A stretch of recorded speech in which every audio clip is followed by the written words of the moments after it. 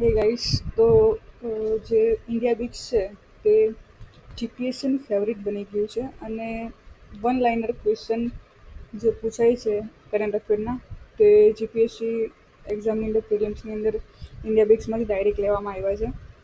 તો જે બીજી એક્ઝામ છે આપણા ગુજરાતની કોઈ પણ એએમસી લઈ લો કે ક્લર્ક કે પીએસઆઈ કે જે પણ આવનારી એક્ઝામ છે તેની અંદર જે આ કરંટ અફેર છે વન લાઇનર ક્વિઝ છે તે પૂછાઈ શકે છે. તો એ ઇંગ્લિશમાં અવેલેબલ છે. આપણે એનું ગુજરાતીમાં ટ્રાન્સલેટ કરીને એ વસ્તુ અહીંયા પ્રેઝન્ટ કરીશું. તો આ 25 મેથી લઈને 30 મે સુધીનું ઇન્ડિયા બીચનું કરંટ અફેર છે.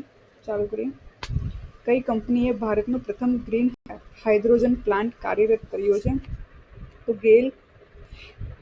ડીઆરડીઓના સચિવ અને ડીડીઆરડી અધ્યક્ષ તરીકે કોને 1 વર્ષનું વિસ્તરણ આપવામાં આવ્યું છે? સમીર વી કામત.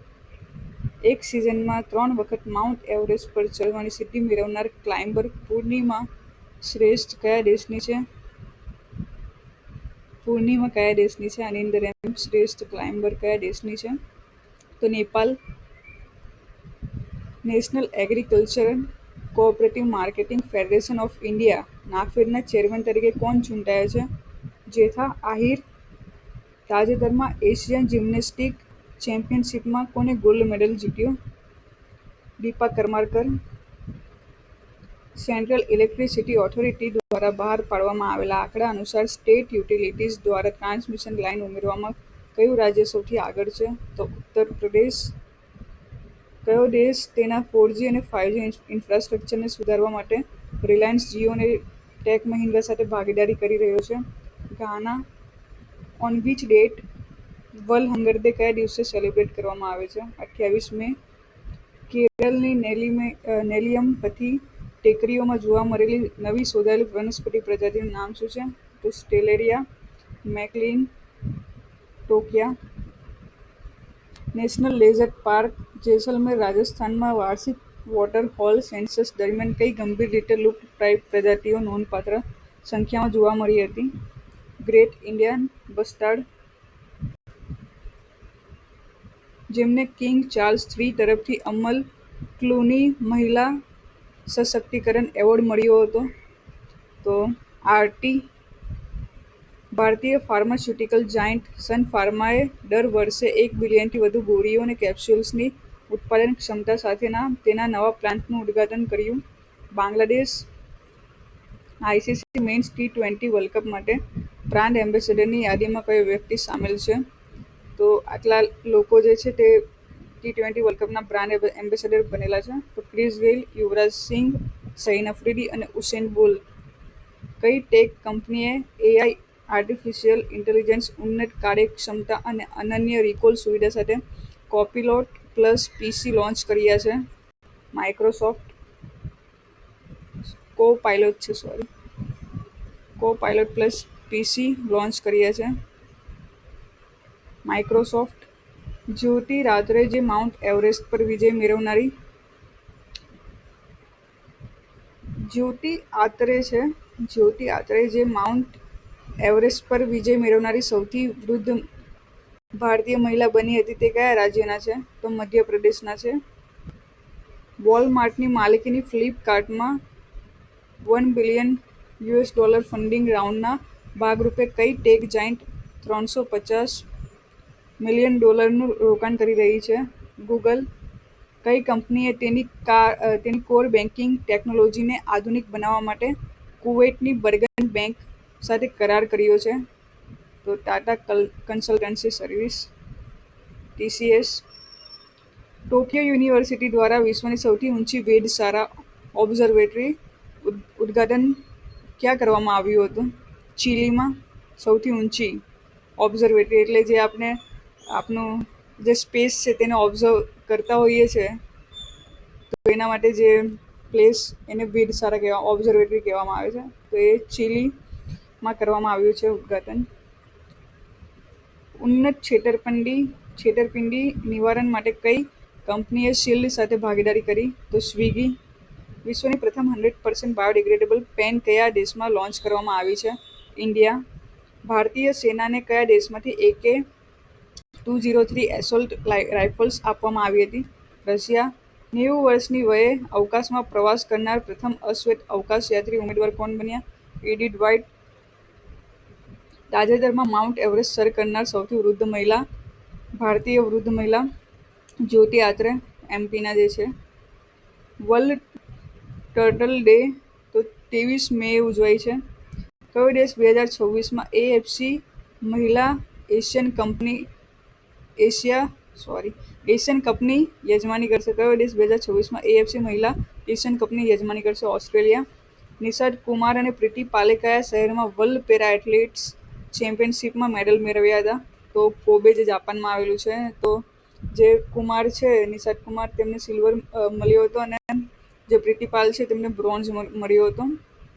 જે નિષાદ કુમાર છે તે હાઈ જમ્પમાં એમને મળ્યું હતું, અને પ્રીતિ પાલ છે તેમને 200 મીટર દોડમાં મળ્યું હતું.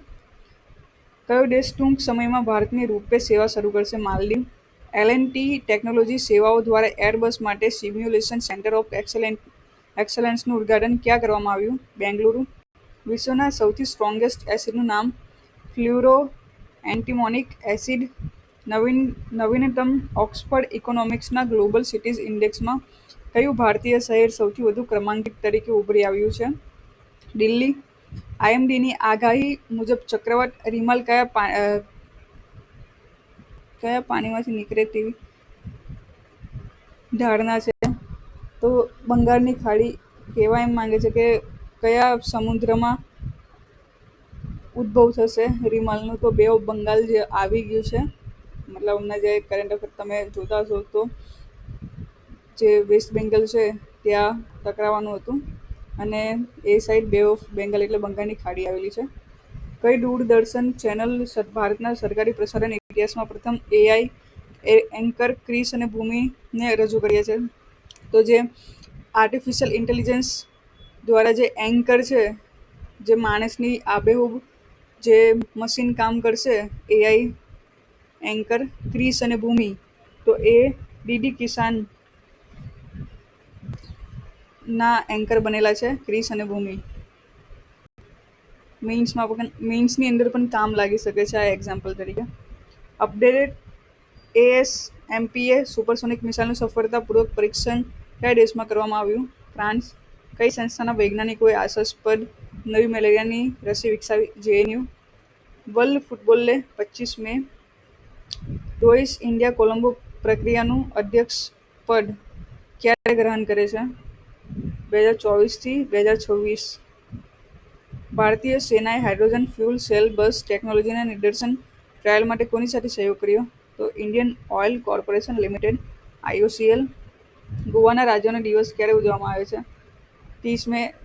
તો આપણે 1987માં જાણીએ છીએ કે ગોવાને સ્ટેટહુડ એટલે કે એક રાજ્યનો દરજ્જો આપવામાં આવ્યો હતો. તો 30 મે 1987ના રોજ તેને એક રાજ્ય તરીકેનો દરજ્જો આપવામાં આવ્યો હતો. એ પહેલાં યુટી તરીકે આપણા દેશમાં જોડાયેલી હતી, એટલે યુટી હતી એક, જેને 1987માં સ્ટેટહુડ આપવામાં આવ્યું હતું. તાજેતરમાં કયા દેશમાં કોર્ટે આનુવંશિક રીતે સંશોધિત સોનેરી ચોખા અને બીટી રીંગણના વ્યવસાયિક પ્રચાર માટે બાયોસેફ્ટી પરમિટ રદ કરી હતી? તો ફિલિપાઇન્સ. એટલે બાયોટેકનોલોજીથી જે બનાવવામાં આવે છે, જે આપણે ગોલ્ડન રાઈસ અને બીટી બ્રિંજલ જે રીંગણ છે તેની પરમિટ રદ કરવામાં આવી હતી ફિલિપાઇન્સ દ્વારા. કયા શહેરમાં આઉટલુક પ્લાનેટ સસ્ટેનેબિલિટી સમિટ અને એવોર્ડ્સ 2024નું આયોજન કરવામાં આવ્યું? તો ગોવા. ભારતનો પ્રથમ શહેરી રોપવે એ કયું શહેર હશે જે ઓગસ્ટ 2024 સુધીમાં આખું રોપવે શહેર તરીકે તૈયાર થઈ જશે? તો વારાણસી. ભારત દ્વારા સફળતાપૂર્વક પરીક્ષણ કરાયેલ એન્ટી રેડિયેશન મિસાઇલનું નામ શું છે? તો રુદ્રમ-2. ભારતનું કયું રાજ્ય ઓલિવ રેડલી ટર્ટલ દરિયાઈ કાચબાનું સૌથી મોટું સંવર્ધન સ્થળ ધરાવે છે? તો ઓડિશા. તો આ જે કાચબા છે તે લોકોની જ્યારે બ્રીડિંગ સિઝન આવે છે, તો એ લોકો જે દરિયા કિનારો હોય છે એ કિનારા પર આવે છે અને એગ લાય કરે છે, અને મોટા પ્રમાણમાં ત્યાં કાચબાઓ ત્યાં જોવા મળે છે. અને હમણાં પોલ્યુશનને કારણે એમની સંખ્યાઓ ઘટવા લાગી છે. પણ એ જ છે, ઓડિશાના જે સમુદ્ર કિનારો છે ત્યાં આ કાચબાઓ આવે છે, બ્રીડિંગ કરે છે, એગ લે કરે છે. આંતરરાષ્ટ્રીય એવરેસ્ટ દિવસ ક્યારે મનાવવામાં આવે છે? 29 મે. આંતરરાષ્ટ્રીય બટાકા દિવસ દર વર્ષે ક્યારે? 30 મે. એશિયન ચેમ્પિયનશિપ 2024માં ભારતીય આર્મ રેસલરે કેટલા મેડલ જીત્યા? તો 7. અને કઈ બાજુએ આ ચેમ્પિયનશિપ યોજાઈ હતી? તો તસ્કેન્ટ નામનું શહેર જે ઉઝબેકિસ્તાનમાં આવેલું છે. હિન્દી પત્રકારત્વ અને પત્રકારોના યોગદાનને માન આપવા માટે હિન્દી પત્રકારત્વ દિવસ ક્યારે મનાવવામાં આવે છે? તો 30 મે મનાવવામાં આવે છે. તો આ 25 થી 30 મે સુધીના આપણે કરંટ અફેર જોયા છે. વન લાઇનર છે અને કોઈ પણ એક્ઝામમાં વન લાઇનર ક્વિઝ પૂછાઈ શકે છે current affair related. Thank you.